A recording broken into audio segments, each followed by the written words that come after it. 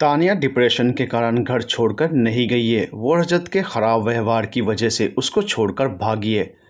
दादी के कहने पर तानिया सम्राट के साथ बाजार जाने के लिए तैयार हुई थी। बहुत दिनों बाद सम्राट को तानिया के साथ अकेले में कुछ वक्त गुजारने के लिए नसीब हुआ था। लेकिन तानिया तो हमेशा की तरह मुंह में दही जमाकर बैठी हुई थी। खिड़की से बाहर नज़ारे देखने में व्यस्त थी। सम्राट को गुस्सा आ रहा था। जब उससे रहा नहीं गया तो वो बोल ही पड़ा, कुछ तो बात करिए तानिया, मुझे बोरियत महसूस हो रही है। आपका यह शांत स्वभाव आपकी शादी की देन है या फिर बचपन से ऐसी ही हैं? वैसे स्कूल में तो आप अच्छा खासा बोलती थी, हमेशा शर्मा और चौधरी सर के साथ कॉरिडोर में बात करते दिखी जाती थी। यह सुनकर तानिया हंसने लगी और उसके हंसते ही उसके गालों के डिम्पल्स और गहरे हो गए। सम्राट मन ही मन सोचने लगा, काश जिंदगी कुछ और होती, तुम्हारे और मेरे बीच में यह मुश्किलें ना होती। आप इतना हंस क्यों रही हैं यह बात सुनकर? ये सोच रही हूँ कि तुम स्टूडेंट्स लोग कितना ध्यान देते हो अपने टीचर्स की हर एक गतिविधि पर। मैंने तो कभी सोचा ही नहीं उनके बारे में इतना। खैर, कुछ तो मैं हूँ ही ऐसी, और कुछ रजत की वजह से ऐसी बन गई। उसे पसंद नहीं था मेरा लोगों से बात करना। अच्छा ये सब छोड़ो, स्टूडेंट्स के आदत होती है अपने टीचर्स का नाम रखने की, उनका मजाक उड़ाने की। तुम्हारी क्लास ने मेरा क्या नाम रखा था? अब मुस्कुराने की बारिश सम्राट की थी। उसे स्कूल का वो समय याद आ गया था जब पूरी क्लास तानिया के बारे में बात किया करती थी। हमारी क्लास ने आपका नाम प्रीति जिंटा रखा था। आपके डिम्पल्स के कारण हम लोगों ने कभी आपका मजाक नहीं उड़ाया। आप सबकी फेवरेट टीचर थी। मजाक तो हम शर्मा और चौधरी सर का उड़ाते थे। एक नंबर के बदमाश थे दोनों, आपसे फ्लर्ट करते थे। वैसे अच्छा लगा यह सुनकर कि मैं तुम्हारी क्लास की फेवरेट टीचर थी। मिस्टर शर्मा और चौधरी हल्का फ्लर्ट करते थे, लेकिन हद में रहते हुए। उन्होंने ना कभी गलत बात ही की और ना ही व्यवहार किया। सम्राट ने मन ही मन कहा, लड़कों की सोच को लड़कियों से ज़्यादा लड़के बेहतर समझते हैं। अच्छे से पता है वो कब किसको देखकर क्या सोचते हैं। बातों ही बातों में बाजार भी आ गया था। सम्राट तानिया को बाटा के शोरूम में ले गया। उसने घर पहनने के लिए एक जोड़ी जूते और बाहर जाने के लिए स्पोर्ट्स शूज लिए, जिसके पैसे उसने खुद ही दिए। दुकान से बाहर आते ही उसने सम्राट का शुक्रिया किया। तानिया, जूते आपने अपने पैसों से लिए हैं तो फिर मेरा शुक्रिया क्यों अदा कर रही हैं? तुम्हारी वजह से ही तो मैं इस लायक बन पाई हूँ कि 2 पैसों से अपने लिए कुछ खरीद सकूँ। 3 साल बाद कुछ अपनी पसंद का खरीदा है। इस छोटी सी खुशी के लिए तुम्हें शुक्रिया कहना तो बनता है ना। तानिया के चेहरे पर आत्मविश्वास देख सम्राट को खुशी महसूस हो रही थी। किसी ने सच कहा है, अपनी मेहनत की कमाई से खरीदी हुई छोटी सी चीज़ भी बड़ी अनमोल होती है। कुछ खाओगी? गर्मा गर्म मोमोज खाने का मन कर रहा है। वैसे एक बात कहूँ, दिल्ली के मोमोज के आगे बाकी सभी जगह के मोमोज फेल हैं। बात तो सही कही है आपने तानिया। जूते खरीदने के बाद आप में एक नया ही जोश देखने को मिल रहा है। बाजार आते वक्त तो बड़ी बुझी बुझी सी बैठी थी। पैसे में बहुत ताकत होती है सम्राट। जेब में आते ही इंसान की सोच के साथ साथ उसका व्यक्तित्व भी बदल जाता है। और सिर्फ यही नहीं, उसके प्रति लोगों का भी नज़रिया बदल जाता है। पैसे वाले आदमी की इज्जत सभी करते हैं, गरीब की कौन करता है? लक्ष्मी के बिना तो भगवान की पूजा भी नहीं होती। इन जूतों की खरीदारी ने सच में मुझे बहुत खुशी दी है। घर जाते समय रास्ते में सम्राट ने झिझकते हुए तानिया से पूछा, आपने दूसरी शादी के बारे में क्या सोचा? यह सवाल शायद तुमने पहले भी पूछा था। हाँ पूछा था, पर उस जवाब से मैं संतुष्ट नहीं था।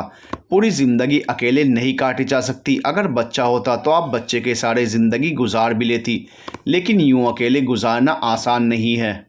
कुछ हद तक तुम्हारी बात से सहमत हूँ, लेकिन फ़िलहाल मेरी ज़िंदगी का मकसद अपने पैरों पर खड़ा होना है। दूसरी शादी करना नहीं। मुझे एकांत पसंद है और मैं यह किसी के साथ बांटना नहीं चाहती। एक बार शादी करके गलती कर चुकी हूँ, अब दोबारा शादी के चक्कर में फंसना नहीं चाहती। तुम मेरी छोड़ो, अपनी बताओ, तुम्हारा शादी करने का कब इरादा है? रिया अच्छी लड़की है, तुमने मना क्यों कर दिया? कुछ समझ नहीं आया। मैंने इसलिए मना किया क्योंकि 15 दिन मनाली, 15 दिन दिल्ली वाली शादी मुझे नहीं चाहिए। उस शादी का कोई मतलब नहीं जहाँ पति पत्नी साथ न रह सकें। सही कहा तुमने। एक बात कहूँ, जिस लड़की की भी तुमसे शादी होगी वो खुशकिस्मत होगी। तुम अच्छे इंसान हो सम्राट। कमियां तो सब में होती हैं तानिया, मैं इतना भी अच्छा नहीं हूँ जितना आप मुझे समझ रही हैं। आज काफ़ी दिनों बाद अच्छा लगा आपसे बात करके, नहीं तो इतने दिनों से मौका ही नहीं मिल रहा था बात करने का। मनाली में आए हुए आपको इतने महीने हो गए हैं, लेकिन अभी तक आपने मनाली के बाज़ार के सिवा कुछ देखा नहीं है। तानिया ने मुस्कुराते हुए कहा, क्या करूं, गाइड के पास समय ही नहीं है। उम्मीद है कभी तो वो अपने कीमती समय में से थोड़ा सा समय निकाल कर मुझे मनाली घुमाने ले जाएगा। तानिया के लिए समय ही समय है, बताइए कब चलना है। मैं मजाक कर रही थी सम्राट, मैं चली गई तो दादी को कौन देखेगा। लेकिन मैं मजाक नहीं कर रहा हूँ, मैं सीरियस हूँ। दादी की चिंता आप मत कीजिए, मैं कुछ इंतज़ाम कर लूँगा। ठीक है, सोचती हूँ इस बारे में। एक बात कहूँ सम्राट, फिर से कभी मुझसे रूखा व्यवहार मत करना। कोई समस्या हो तो सीधे बात करना। अपने उस बर्ताव के लिए मैं वाकई में बहुत शर्मिंदा हूँ। वैसे नज़रअंदाज तो आपने भी मुझे कम नहीं किया तानिया। मानती हूँ किया, लेकिन शुरुआत किसने की थी।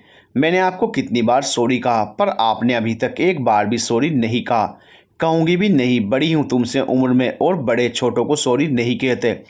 इस वक्त तो आप बड़ी नहीं छोटी बच्ची लग रही हैं। हम सबके अंदर एक छोटा बच्चा होता है जो बड़ा होते ही ज़िंदगी की परेशानियों में कहीं खो जाता है।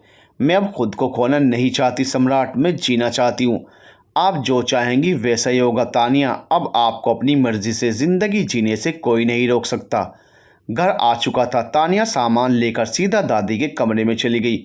वो बड़े उत्साह से दादी को अपने जूते दिखा रही थी और गर्व से बता रही थी कि उसने यह जूते अपने पैसों से खरीदे। दादी खुश थी तानिया के चेहरे पर खुशी देखकर, लेकिन किस्मत खुश नहीं थी तानिया को खुश देखकर।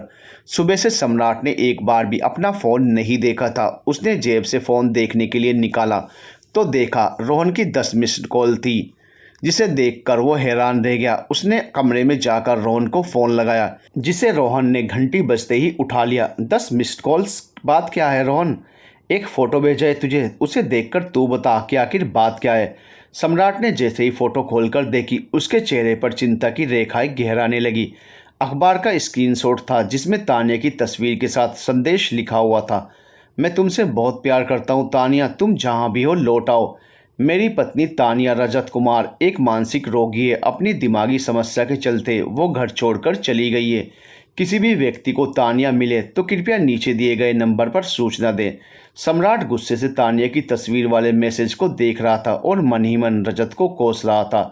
तभी रोहन ने चिल्लाकर कहा, कुछ बोलेगा कि यार यूं ही चुप रहेगा। तूने झूठ क्यों बोला कि उसका पति मर चुका है। जो उसने बताया मैंने तुझे वही बताया है रोहन। अब मुझे क्या पता कि उसका पति मर चुका है या जिंदा है। वो यहाँ कुछ दिनों के लिए घूमने के लिए आई थी और चली गई। कहाँ गई इस बारे में मुझे कुछ पता नहीं है। वो शक्ल से या बातचीत से मानसिक रोगी लग रही थी क्या। वो शक्ल और बातचीत दोनों से ही सामान्य लग रही थी। बाकी मेरी उससे ज़्यादा बात नहीं हुई तो मुझे नहीं मालूम। सम्राट तू सच कह रहा है ना। मैं झूठ क्यों बोलूँगा, क्योंकि मैं जानता हूँ तू स्कूल के समय से उसके पीछे पागल था। बकवास बंद कर रोहन, वो सिर्फ मेरा क्रश थी, इससे ज़्यादा कुछ नहीं। पता नहीं, मुझे तो तानिया का मामला बड़ा गंभीर लग रहा है। तू सच कह रहा है ना, तुझे उसके बारे में कुछ पता नहीं है। ठीक है, फिर मैं ऐसा करता हूँ, उसके पति को फ़ोन करके बता देता हूँ कि मेरे किसी जानने वाले ने उसे मनाली में देखा है। वो अपने आप आकर उसे मनाली में ढूंढ लेगा। यह बात सुनते ही सम्राट का पारा 7वें आसमान पर चढ़ गया। वो गुस्से से रोहन पर चिल्लाने लगा, रोहन तू ये नहीं करेगा। मैं करूँगा, तुझे मेरी कसम है। अगर तूने उसे फ़ोन किया तो मैं ये दोस्ती ख़त्म करने में एक सेकंड नहीं लगाऊंगा। इसका मतलब मेरा शक सही निकला। तू आज भी उसके पीछे पागल है, उसके लिए तू अपनी दोस्ती ख़त्म करने पर उतारू हो गया। मानना पड़ेगा, बात तो है बंदी में ज़रूर, जो अभी तक तू उसके पीछे पागल है। फालतू की बकवास मत कर उसके बारे में। ठीक है फिर बता, तानिया भारद्वाज का सच क्या है और वो कहाँ है। रोहन सब कुछ मैं फ़ोन पर नहीं समझा सकता। सच ये है कि उसका पति एक साइको है और वो उससे भागकर मनाली आई है। वो मेरे घर में है, यहाँ सबको यही पता है कि उसका पति मर चुका है। वो दादी का ख्याल रखती है और होम स्टे की वेबसाइट का काम देखती है। तो क्यों उसके लिए इतना सब कर रहा है, कहीं तो किसी मुसीबत में ना फंस जाए। उसकी किस्मत उसके साथ है सम्राट, तो उसके चक्कर में अपना समय मत खराब कर। कुछ पैसे दे और उसे चलता कर दे यहाँ से। सम्राट को गुस्सा आ रहा था रोहन की बातें सुनकर। मैं उसे इन हालात में अकेला नहीं छोड़ सकता। क्यों? क्योंकि मैं उससे प्यार करता हूँ। और कुछ पूछना है रोहन? नहीं, यही सुनना चाहता था तेरे मुंह से जो सुनने को मिल गया। उसे पता है कि तू उससे प्यार करता है। मुझे ही जब इस बात का एहसास अब हुआ है तो उसे कहाँ से पता होगा। उसकी हालत काफ़ी बुरी है रोहन। पता नहीं मैं उसे कभी अपने दिल की बात कह भी पाऊँगा कि नहीं, और अगर कह भी दी तो वो मुझे प्यार कर पाएगी या नहीं। सब बहुत कॉम्प्लिकेटेड है रोहन। मैंने बहुत कोशिश की अपने आप को रोकने की, समझाने की, लेकिन कुछ हासिल नहीं हुआ। इसके सिवा कुछ आंखों में ठहरता ही नहीं है। प्यार में सिर्फ मजनू बनने का इरादा है या फिर शादी करने का भी है? तू जानता है तेरे लिए यह आसान नहीं होने वाला। एक तो वो तुझसे उम्र में बड़ी है, उस पर शादीशुदा और सोने पे सुहागा उसका साइको पति। तेरी ज़िंदगी में तो मुझे मुश्किलों के सिवा कुछ दिखाई नहीं दे रहा है। सोच ले अच्छी तरह से, अभी भी वक्त है। साथ देने की हिम्मत हो तो ही आगे बढ़ना, बेकार में उसे उम्मीद देकर उसकी उम्मीद मत तोड़ना। यही सब तो 5 महीने से सोच रहा हूँ। एक बात कहूँ रोहन, उसका मनाली आना, मुझसे मिलना, पुरानी जान पहचान, ये सब यूं ही बेवजह तो नहीं है। शायद तानिया ही मेरी किस्मत है। सम्राट ने रोहन को ज्योतिषी वाली बात बताई तो उसे भरोसा ही नहीं हुआ यह सुनकर, और वह हंसने लगा। हंस ले जितना हंसना है, लेकिन ये सच है, तेरे साथ ऐसा कुछ हुआ नहीं है ना, इसलिए यह तुझे मजाक लग रहा है। तानिया को तेरे वाले पंडित की बात के बारे में मालूम है? नहीं, वैसे भी वो इन सब बातों पर विश्वास नहीं करती। सम्राट जैसा तेरे साथ हो रहा है ना, ऐसा तो फिल्मों और कहानियों में भी नहीं होता। बड़ी ही अलग प्रेम कहानी है तेरी।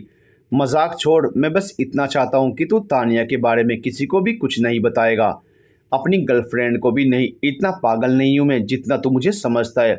ये हमारे बीच की बात है और हमारे बीच में ही रहेगी। शुरुआत में जितनी भी बातें कही वो तेरे मुंह से सच उगलवाने के लिए कही थी। कुछ भी समस्या हो तो मुझे फ़ोन कर देना। तेरी और तान्या की शादी में बेस्ट मैन की भूमिका मैं ही निभाऊंगा। बहुत मुश्किल है सब कुछ रोहन, शादी बहुत दूर की बात है। मुझे तो ये भी नहीं पता कि वो मुझसे कभी प्यार करेगी भी या नहीं। पहले तो मैं भी पंडित वाली बात को लेकर गंभीर नहीं था, लेकिन शुरुआत से सब सिरे से जोड़कर देखो तो लगता है वही मेरी किस्मत है। किस्मत के खेल निराले हैं और तुझसे मिलना, तेरे घर में रहना, यह किस्मत का इशारा नहीं तो और क्या है। चल ठीक है, अपना और उसका ख्याल रख। तेरी तो खबर ले ली, ज़रा अपनी गर्लफ्रेंड की भी खबर ले लूँ। बाद में बात करता हूँ। शुक्रिया रोहन, तुझसे दिल की बात कहकर ऐसा लग रहा है जैसे मन से कोई भारी बोझ उतर गया हो। ओए होए, टीचर से प्यार हो गया है तो लड़का शुक्रिया बोलना सीख गया है। चल फ़ोन रखता हूँ, बाय। रोहन के फ़ोन रखने के बाद सम्राट के दिल का एक बोझ तो हल्का हो गया था, लेकिन दूसरा बोझ बढ़ गया था। उसे समझ नहीं आ रहा था यह बात तानिया को बतानी चाहिए या फिर नहीं। कुछ वो यह सोचकर भी परेशान था कि इस बात को जानने के बाद उसकी प्रतिक्रिया क्या होगी। खैर, काफ़ी देर सोचने के बाद उसने सही निर्णय लिया कि उसे बता देना ही ठीक रहेगा, ताकि वो सावधान रह सके। रात को दादी के सो जाने के बाद उसने तानिया से कहा, आपसे बात करनी है तानिया। तानिया ने उबासी लेते हुए कहा, कल बात करते हैं ना सम्राट, मुझे इस समय बड़ी ज़ोरों से नींद आ रही है। ज़रूरी बात है, मैं लाइब्रेरी में हूँ। ऐसी कौन सी ज़रूरी बात है जो कल सुबह तक का तुम इंतज़ार नहीं कर सकते? आपके और रजत के बारे में। रजत का नाम सुनते ही तानिया के चेहरे का रंग सफ़ेद पड़ चुका था। आंखों में डर और चेहरे पर घबराहट साफ नजर आ रही थी। उसने धीरे से पूछा, क्या बात है सम्राट? सम्राट ने अपना फ़ोन उसके हाथ में थमा दिया। ये मैसेज देखिए। रजत ने ये मैसेज अखबार में दिया था, उसी का स्क्रीनशॉट रोहन ने कुछ देर पहले मुझे भेजा था। उस मैसेज को पढ़ते ही तानिया चुप सी हो गई थी। उसके दिमाग में रजत के शब्द घूम रहे थे। मेरी पत्नी मानसिक रोगी है जो डिप्रेशन के चलते घर छोड़कर चली गई है। किसी को भी उसके बारे में कुछ पता चले तो वो नीचे दिए गए नंबर पर सूचना दे। उसने उसे मानसिक रोगी बना दिया था, जबकि मानसिक रोगी तो वो खुद था। तानिया ने कोई प्रतिक्रिया नहीं दी। वो चुपचाप फर्श पर नजरें गड़ाए खड़ी हुई थी। आप कुछ बोल क्यों नहीं रही हैं? मैं थोड़ी देर अकेले रहना चाहती हूँ सम्राट। सम्राट को ना जाते देख तानिया ने गुस्से से उसकी तरफ देखते हुए कहा, मैंने क्या कहा तुमने सुना नहीं सम्राट? जाओ यहाँ से प्लीज़। वो ना चाहते हुए भी उसे अकेला छोड़ वहाँ से चला गया। उसके जाते ही तानिया ने लाइब्रेरी का दरवाज़ा बंद किया और ज़मीन पर एक कोने में दुबक कर बैठ गई, जैसे खुद को छुपा रही हो। रजत की नज़रों से वो जितना समेट सकती थी खुद को, उतना समेटती जा रही थी। डर के मारे हाथ पांव कांप रहे थे, दिल की धड़कनें तेज़ हो गई थी। ऐसा लग रहा था जैसे रजत उसके सामने खड़ा हो और उसकी मार से बचने के लिए उसने अपना चेहरा घुटनों के बीच छुपा लिया हो। आंसुओं का बांध टूट गया था और वो रोते हुए कह रही थी, मुझे छोड़ दो रजत, मुझे मारना मत, मुझे बहुत दर्द होता है। अगर तुम्हें मारना ही है तो हमेशा के लिए क्यों नहीं मार देते? रोज़ रोज़ की मार मुझसे सहन नहीं होती। मुझे छोड़ दो रजत, मुझे जाने दो। तानिया का दिमाग डर के कारण कल्पना का एक ऐसा जाल बुन रहा था जिसमें वो उलझती जा रही थी। वो हकीकत और कल्पना के बीच का फ़र्क भूल गई थी। आंखों से आंसू रुकने का नाम ही नहीं ले रहे थे। वो रोते रोते गिड़गिड़ा रही थी, मुझे छोड़ दो रजत, मुझे जाने दो। इधर तानिया की ये हालत थी, उधर सम्राट भी बेचैन था। लाइब्रेरी से आने के बाद वो एक सेकंड के लिए भी अपने कमरे में आराम से बैठा नहीं था। उसका शरीर यहाँ था पर मन तानिया में लगा हुआ था। कमरे से बाहर झांक कर देखा तो लाइब्रेरी से रोशनी बाहर आती नजर आ रही थी। इसका मतलब वो अब भी वहीं थी। उससे रहा नहीं गया और वो लाइब्रेरी में उसे देखने के लिए चला गया। उसकी हालत देखकर उसकी आंखों से आंसू बहने लगे।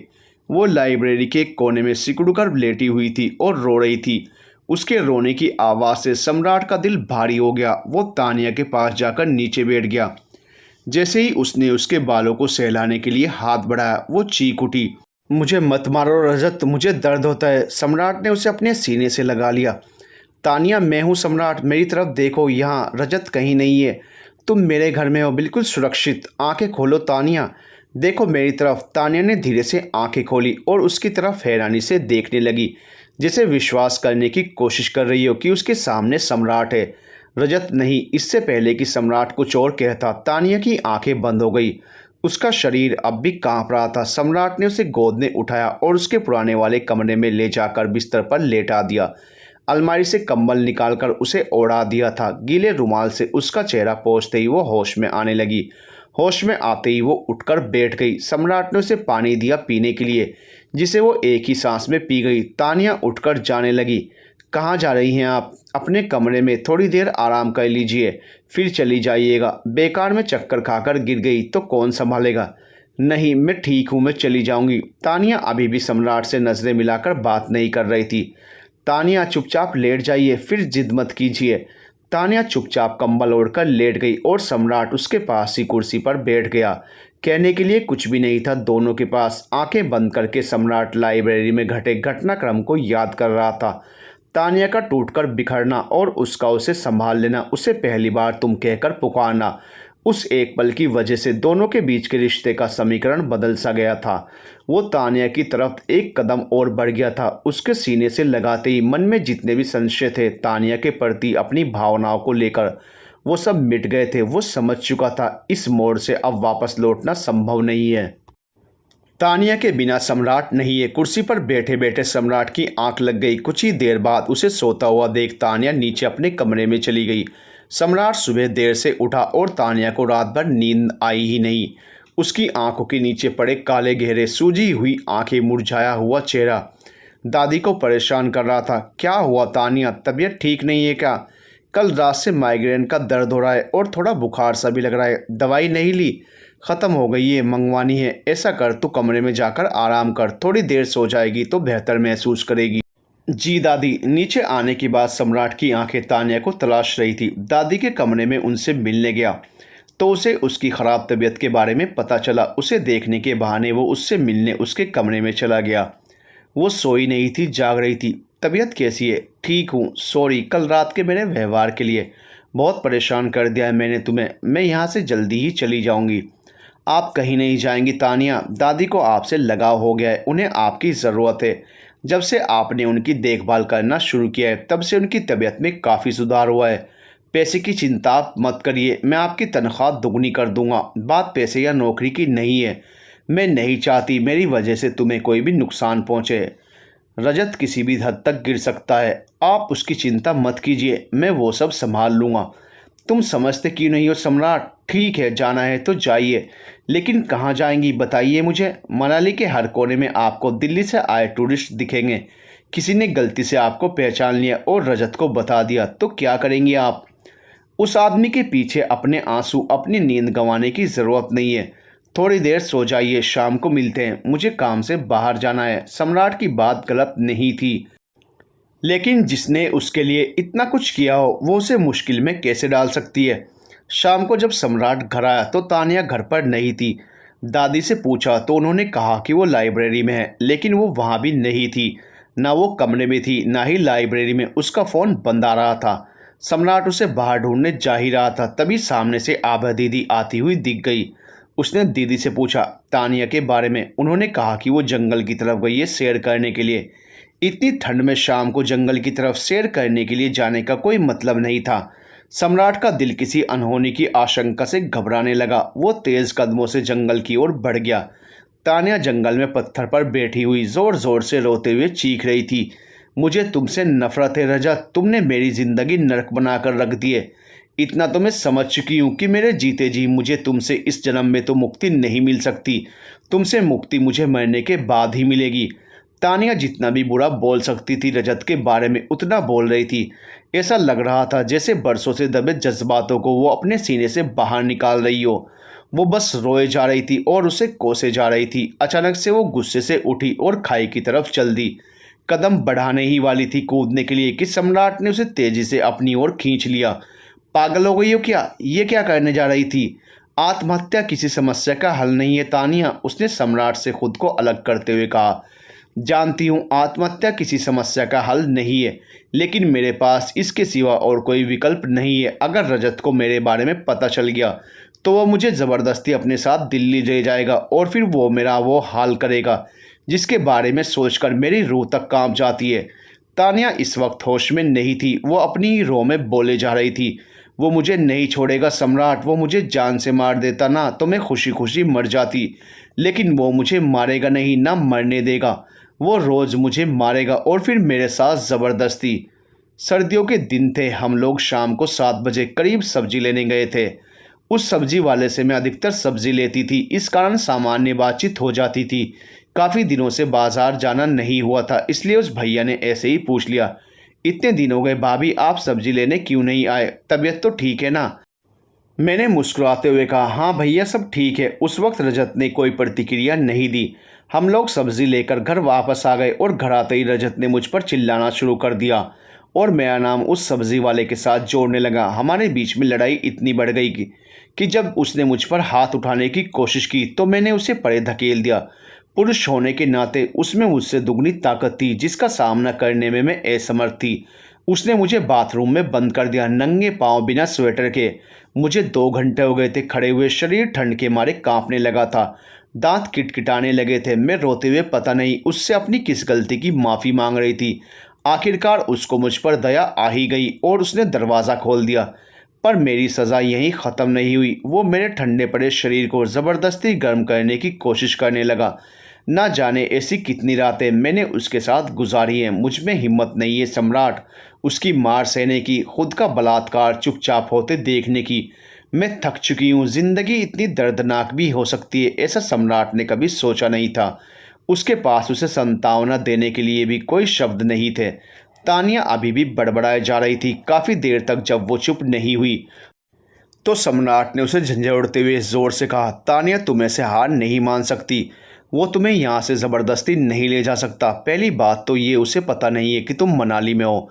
दूसरी बात, तुम्हारी मर्ज़ी के सिवा तुम्हें वो यहाँ से ज़बरदस्ती नहीं ले जा सकता। डरने की ज़रूरत नहीं है, तुम मेरे घर में बिल्कुल सुरक्षित हो। सम्राट ने उसका चेहरा अपने हाथों में ले लिया था। मेरी तरफ देखो तानिया, रजत के आगे हार मानने का मतलब है घरेलू हिंसा जैसे अपराध को और बढ़ावा देना। कोई ना कोई तरीका तो ज़रूर होगा इस समस्या से बाहर निकलने का। जब तक तुम डरती रहोगी वो तुम्हें डराता रहेगा। उसका डर तुम पर इस कदर हावी है कि उसका नाम ही काफ़ी है तुम्हारे भीतर डर पैदा करने के लिए।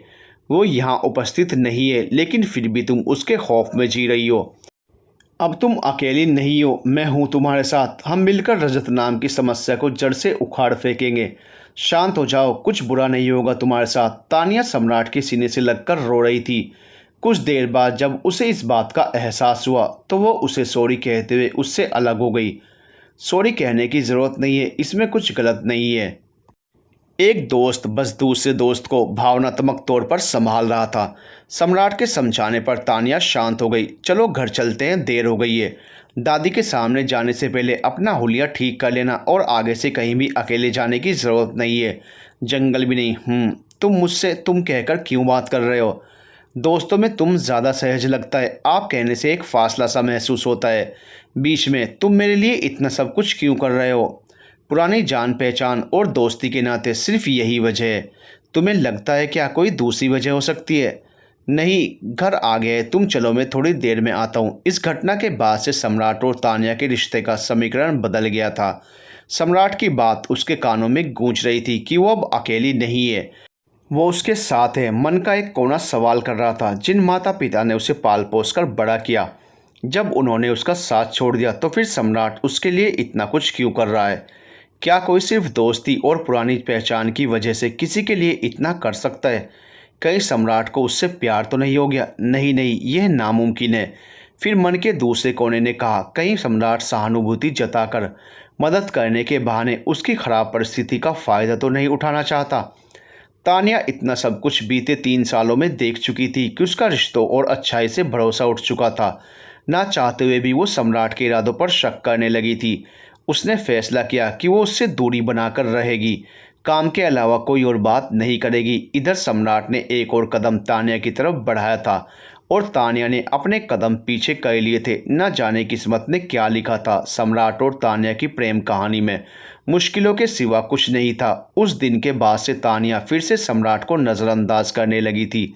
उसने कई बार बात करने की कोशिश की, लेकिन हर बार वो कोई ना कोई बहाना बनाकर उससे नजरें बचाकर निकल जाती थी। तानिया उसे बात करने का मौका ही नहीं दे रही थी। सम्राट रात को इन्हीं सब चीज़ों के बारे में सोच रहा था। तभी रोहन का फ़ोन आ गया। और सम्राट, तेरी लव स्टोरी कहाँ तक पहुँची?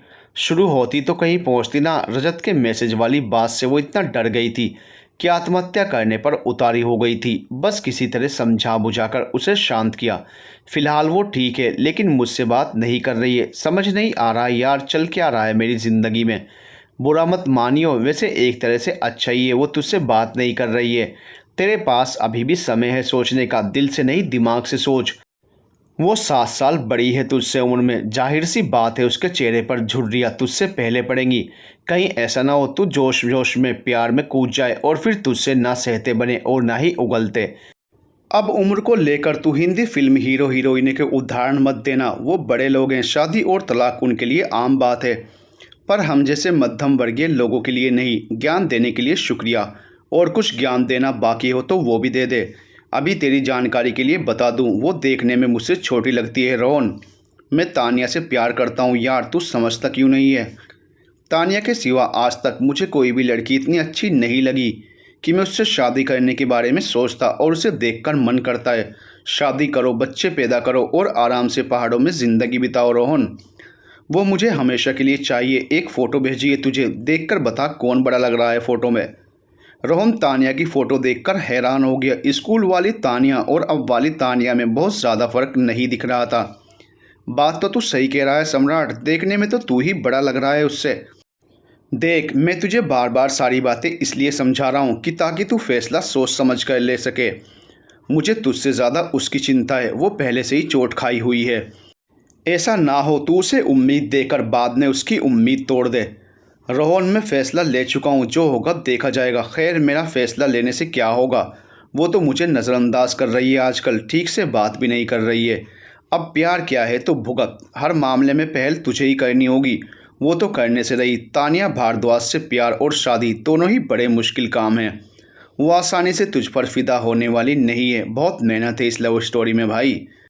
मेरी लव स्टोरी को छोड़, तेरी लव स्टोरी का क्या हाल है? एक फ्लैट पसंद आया है हमें, बस वही खरीदने की तैयारी चल रही है। उसके घर वाले मान गए हैं, मेरे वाले हाँ कहने का नाम नहीं ले रहे हैं। खैर, मैंने शादी का फ़ैसला ले लिया है और उन्हें बता भी दिया है। जल्द ही शादी की तारीख और जगह भी बता दूंगा। आना होगा तो आ जाएंगे, वरना उनकी मर्ज़ी। वैसे भी उसके घर वाले तो हैं ही आशीर्वाद देने के लिए। तू बहुत ही कूल है रोहन, बड़ी हिम्मत है तुझ में यार।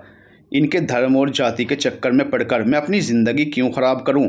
मैं दीपिका से प्यार करता हूं, जितना घूमना था घूम लिया, अब शादी करने का समय है। ज़िंदगी बहुत छोटी है सम्राट, मैं दीपिका के साथ जल्द से जल्द शादी करके सेटल होना चाहता हूँ। तू सही कह रहा है। चल रखता हूँ फ़ोन, तेरी भाभी का फ़ोन आ रहा है। चल ठीक है, बाय। रोहन के फ़ोन रखने के बाद सम्राट सोच रहा था कि रोहन के केस में ना तो उम्र की समस्या है और ना ही दीपिका के शादीशुदा होने की और उसके साइको पति की। तब भी उसके माँ बाप शादी के लिए नहीं मान रहे हैं, जबकि उसके केस में तो समस्याएं ही समस्याएं हैं। माँ बाप के मानने की तो उम्मीद करना ही बेकार है। अगली सुबह सम्राट नीचे गया तो देखा दादी नाश्ता कर रही थी और तानिया चाय में बिस्कुट डुबो डुबो कर खा रही थी। सम्राट ने तानिया की तरफ देखते हुए कहा, देख रहा हूँ दादी, आजकल तानिया के चक्कर में अपने पोते को भूल गई हैं। ऐसा क्यों लग रहा है तुझे? आजकल ना नाश्ते पर मेरा इंतज़ार होता है और ना ही रात के खाने पर। फटाफट से खाना खाकर अपने कमरे में चली जाती हो, मेरा इंतज़ार भी नहीं करती। ऐसा नहीं है सम्राट, तुझे फ़ोन लगाओ तो तू उठाता नहीं है। अब मैं तो बार बार फ़ोन लगा नहीं सकती। दादी आपकी असिस्टेंट है ना तानिया, उसे बोला करो ना फ़ोन करने के लिए। आराम करने के लिए तनख्वाह नहीं मिलती है, काम करने के लिए मिलती है। दादी ने आंख दिखाते हुए कहा, यह क्या तरीका है बात करने का? कितनी बार कहा है तानिया नर्स नहीं है, मेरे लिए बेटी की तरह है। ठीक है दादी, जो मानना है मानो उसे। तानिया उसकी तरफ गुस्से से देख रही थी। वो जानती थी यह बातें दादी के लिए नहीं कही गई थी, उनकी आड़ में उसके लिए कही गई थी। उसने आभा दीदी को आवाज़ लगाई नाश्ते के लिए, लेकिन रसोई से कोई जवाब नहीं आया। तभी तानिया ने कहा कि वो पास की दुकान में कुछ सामान लेने गई हैं। सम्राट गुस्से से उठा और बड़बड़ाने लगा, अब नाश्ता भी खुद डालकर खाना पड़ेगा क्या? तानिया ज़रा मुझे कमरे में छोड़ दे और सम्राट को नाश्ता गर्म करके दे दे। जी दादी। दादी के जाते ही सम्राट ने चैन की सांस ली। नाश्ते के बहाने ही सही, कम से कम थोड़ा तो समय मिलेगा तानिया से बात करने का। कुछ ही देर में तानिया उसके लिए नाश्ता ले आई थी और नाश्ता रखकर जाने लगी कि सम्राट ने उसे रोकते हुए कहा, लाइब्रेरी में जाकर बैठो, मैं 10 मिनट में नाश्ता करके आता हूँ। मुझे तुमसे बात करनी है। किस बारे में? काम के बारे में। आज इतवार है, मेरी छुट्टी है। तानिया मुझे परेशान मत करो, आराम से नाश्ता करने दो। तुम ऊपर चलो, मैं अभी आता हूँ। इससे पहले कि वो कोई जवाब देती, आभा दीदी आ गई और वो उठकर लाइब्रेरी की ओर चल दी। तानिया को लाइब्रेरी की तरफ जाते देख सम्राट को जिगर मुरादाबादी का शेर याद आ गया, ये इश्क नहीं आसा, इतना समझ लीजिए, एक आग का दरिया है और डूब के जाना है। तानिया पिछले 15 मिनट से सम्राट का लाइब्रेरी में इंतज़ार कर रही थी, पर साहब नदारद थे। 10 मिनट में आने का कहकर पता नहीं कहाँ गायब हो गया था सम्राट। सम्राट नाश्ता करके ऊपर जा ही रहा था, तभी आभा दीदी ने कहा, भैया दादी ने आपको कमरे में बुलाया। दादी आपने बुलाया था? हाँ बैठ। आज तूने तानिया से गलत ढंग से बात क्यों की? मैंने कुछ गलत नहीं कहा दादी, हम उसे तनख्वाह देते हैं, बदले में काम करना उसका फ़र्ज़ है। समझदार लड़की है वो, यह बात अच्छे से समझती है। सारा दिन तेरे होम स्टे के काम में लगी रहती है और उसके साथ साथ मेरी हर ज़रूरत का ख्याल भी रखती है। फिर शाम को छोटू को भी पढ़ाती है। जितनी तनख्वाह उसे मिल रही है ना, उससे ज़्यादा काम कर रही है वो। उससे थोड़ा प्यार से बात करने में तेरा कुछ बिगड़ नहीं जाएगा। सम्राट मन ही मन सोच रहा था, मैं तो थोड़ा नहीं पूरा ही प्यार से पेश आना चाहता हूँ उसके साथ, लेकिन मौका ही नहीं देती, क्या करूँ? दादी कितना प्यार जता रही हैं उसके प्रति। अभी पता चल गया ना कि मैं उससे शादी करने के बारे में सोच रहा हूँ, तो घर से बाहर निकालने में देर नहीं लगाएंगी उसको। सम्राट कहाँ खो गया? चुप क्यों है? कुछ नहीं दादी, आपकी बात ख़त्म हो गई हो तो मैं जाऊँ? एक बात और है सम्राट, उसको शायद कुछ दिनों से बुखार आ रहा है, लेकिन किसी को बता नहीं रही है। क्रोसिन की गोली खा खा कर काम चला रही है। उसने आभा को केमिस्ट के पास भेजा था दवाई लेने के लिए। उसी ने मुझे बताया उसको डॉक्टर के पास ले जा, दिखा कर लिया, कुछ हो गया तो मुश्किल पड़ जाएगी। जी समझ गया दादी। दादी से बात करने के बाद सम्राट फटाफट से लाइब्रेरी की तरफ भागा। तानिया ने गुस्से से उसकी तरफ देखते हुए कहा, बहुत लंबे निकले तुम्हारे 10 मिनट तो। इतनी देर से कहाँ थे? दादी ने बुला लिया था बात करने के लिए, इसलिए आने में देर हो गई। इतनी छोटी सी बात पर इतना बड़ा गुस्सा, बात क्या है? कुछ नहीं, बस थोड़ा सर में दर्द है, कुछ देर सो जाऊंगी तो बेहतर महसूस करूंगी। ठीक है, फिर तुम जाकर आराम करो, शाम को बात करते हैं। मैं ठीक हूँ सम्राट, तुम अपनी बात कहना शुरू करो। इतने दिनों से तुम मुझे नज़रअंदाज क्यों कर रही हो? तुम्हारा व्यवहार मुझे बदला बदला नज़र आ रहा है। मेरी किसी बात से तुम्हें तकलीफ़ पहुंची है तो तुम खुलकर कहो, मैं सुनने के लिए तैयार हूँ। ऐसा कुछ नहीं है सम्राट, तुम मुझे गलत समझ रहे हो। मैं सच सुनना चाहता हूँ तानिया, झूठ बोलने की ज़रूरत नहीं है। तुम्हारा मुझसे तुम कहकर बात करना मुझे अच्छा नहीं लग रहा है। मैं तुमसे उम्र में बड़ी हूँ और तुम्हारी टीचर रह चुकी, इस नाते में चाहूँगी तुम मुझसे आप कहकर बात किया करो। दोस्तों के बीच उम्र मायने नहीं रखती, दोस्त सिर्फ दोस्त होते हैं। तुम मेरी टीचर कभी थी, अब नहीं हो। तुम कहकर बुलाना मुझे ज़्यादा सहज लगता है। ऐसा लगता है जैसे मैं अपने किसी हम उम्र से बात कर रहा हूँ, ना कि किसी बड़ी उम्र के व्यक्ति से। मुझे तुम कहकर बात करना पसंद है, इसलिए मैं ऐसे ही तुमसे बात करूँगा। मेरी और किन किन बातों से समस्या है तुम्हें? तुम मेरी इतनी मदद क्यों कर रहे हो? तुम्हें क्या लगता है मैं तुम्हारी इतनी मदद क्यों कर रहा हूँ? मुझे पता होता तो मैं तुमसे क्यों पूछती? तुम्हें सब पता है तानिया, इसलिए खुलकर कहो। तानिया को समझ नहीं आ रहा था वो अपनी बात कैसे कहे। मेरी तबीयत ठीक नहीं है सम्राट, मैं नीचे जा रही हूँ। नहीं, बात ख़त्म किए बिना तुम नीचे नहीं जाओगी। तानिया उसकी बात अनसुनी करके बाहर की तरफ निकल ही रही थी कि सम्राट ने उसे रोक लिया। मैंने क्या कहा, तुम्हें सुनाई नहीं दिया? बात ख़त्म करो और जाओ, मैं जानना चाहता हूँ तुम मेरे बारे में क्या सोचती हो। तानिया ने गुस्से से उसकी तरफ देखते हुए कहा, सच जानना चाहते हो ना तो सुनो। तुम मेरी खराब भावनात्मक स्थिति का फ़ायदा उठाकर मुझे अपने आप में उलझाना चाहते हो। तुम मेरा इस्तेमाल करना चाहते हो, मुझे इमोशनल फूड बनाकर। सम्राट को भी गुस्सा आ गया तानिया की यह बात सुनकर। उसने गुस्से से कहा, तुम इतनी बुराई अपने जीवन में देख चुकी हो ना कि अगर भूल से कोई तुम्हारे साथ अच्छा करने की कोशिश भी करेगा ना तो तुम्हें उसमें भी बुराई ही दिखाएगी, क्योंकि तुम्हें बुरा देखने की आदत पड़ चुकी है। हर कोई रजत नहीं है। बाहर निकलो रजत की बनाई हुई दुनिया से। दिल्ली छोड़कर आ चुकी हो लेकिन अभी तक उसे नहीं छोड़ पाई हो। ठीक है, अगर मैं गलत हूँ तो तुम बताओ सच क्या है। सम्राट, तुम मेरी इतनी मदद क्यों कर रहे हो? मैं तुम्हारी मदद इसलिए कर रहा हूँ क्योंकि मैं तुमसे प्यार करता हूँ और तुम्हें तकलीफ़ में नहीं देख सकता। मुझे स्कूल के समय से तुम पर क्रश था। मैं तुम्हें इमोशनल फूल बनाकर तुम्हारा इस्तेमाल नहीं करना चाहता। मैं तुमसे प्यार करता हूँ और तुमसे शादी करना चाहता हूँ। तानिया उसकी तरफ हैरानी से देख रही थी। उसे अभी भी विश्वास नहीं हो रहा था सम्राट की बात पर। तुम पागल हो गए हो क्या सम्राट? पता भी है तुम क्या कह रहे हो? मुझे अच्छी तरह से पता है मैं क्या कह रहा हूँ। तुम अपनी ज़िंदगी बर्बाद करने पर क्यों तुले हुए हो? एक अच्छी सी लड़की देखो और उससे जल्द से जल्द शादी कर लो। यह प्यार व्यार का बोझ सब तुम्हारे सिर से उतर जाएगा। प्यार सिर्फ बर्बाद करता है लोगों को, आबाद नहीं। मेरा हाल देखकर कुछ तो सीखो। बड़ी हूँ तुमसे उम्र में, इसलिए समझा रही हूँ। अपने माता पिता की मर्जी से शादी कर लो, सुखी रहोगे। मैं तुमसे प्यार नहीं करती सम्राट, और ना ही भविष्य में कभी कर पाऊंगी।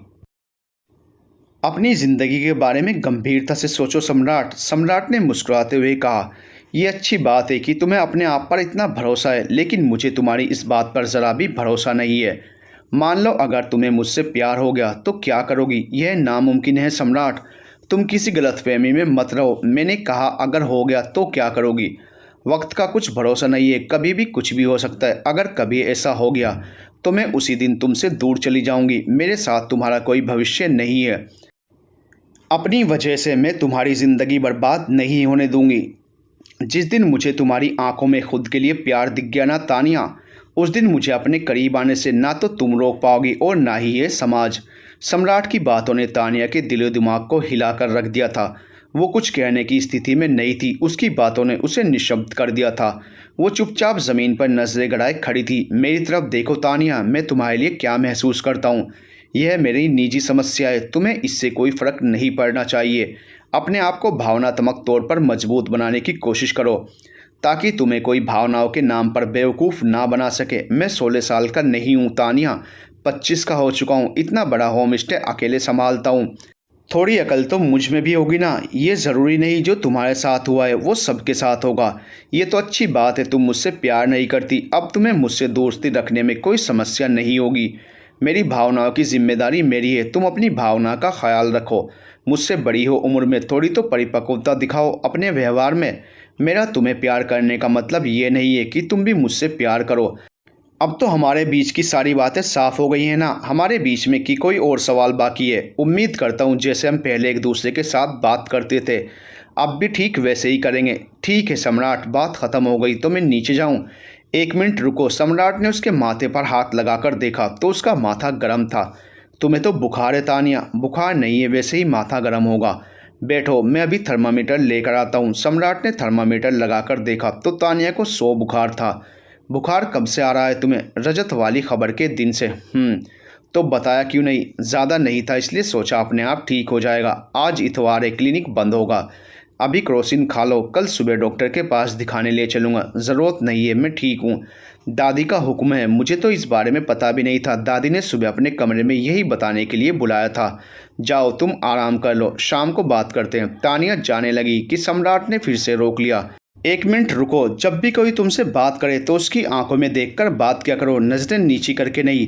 टीचर हो तुम, जिंदगी का इतना अहम सबक कैसे भूल गई? लेक्चर पूरा हो गया हो तो मैं जाऊं? हाँ जाओ। तानिया जा ही रही थी कि उसका दुपट्टा कुर्सी पर अटक गया।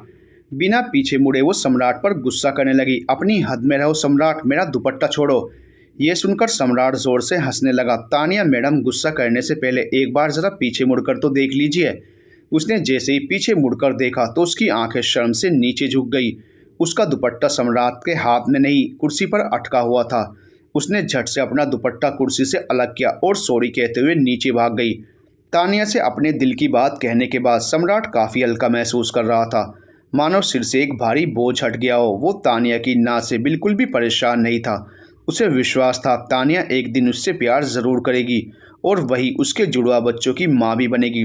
तानिया की ज़िंदगी में आने के बाद पर उसे किस्मत पर विश्वास होने लगा था। जानता था आगे की ज़िंदगी आसान नहीं होने वाली है, लेकिन उसे पाने के लिए वो हर मुमकिन कोशिश करना चाहता था। तानिया अपने कमरे में लेटी हुई सम्राट की कही हुई बातों के बारे में सोच रही थी। बार बार उसकी आवाज़ कानों में गूंज रही थी। जिस दिन मुझे तुम्हारी आंखों में खुद के लिए प्यार दिख गया ना, उस दिन मुझे तुम्हारे करीब आने से ना तुम रोक पाओगे और ना ही ये समाज। सम्राट के इन शब्दों में छिपी तड़प ने तानिया को बेचैन कर दिया था। वो सिर्फ शब्द नहीं थे, उसके जज्बात थे जिन्होंने सीधा तानिया की आत्मा को छुआ था। वो इस समय खुद को जज्बाती तौर पर कमज़ोर महसूस कर रही थी। उसे सम्राट से प्यार नहीं था, लेकिन उसकी चिंता ज़रूर थी। वो नहीं चाहती थी सम्राट उसके प्यार में पड़कर अपना अच्छा खासा जीवन बर्बाद कर दे। To be continued.